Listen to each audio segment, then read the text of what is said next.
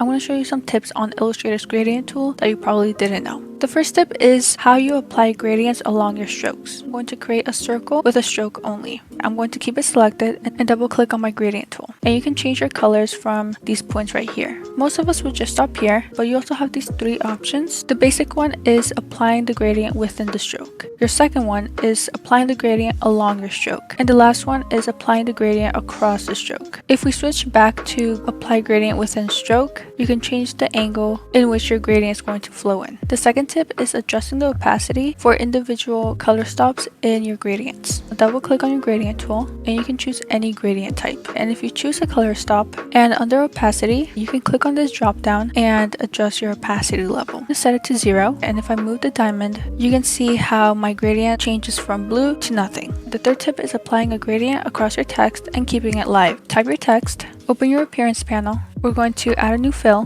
double click on it, and switch over to your gradient and change your colors, and your gradient is applied. You can delete your text and write something else. That gradient will adjust to your new text. The last tip is applying a continuous gradient across multiple objects. For this example, I'm just going to create random shapes. I'm just going to select everything, right click, and group them. Now go to Object, Compound Path, Make. We can now double click on our gradient tool and select a gradient.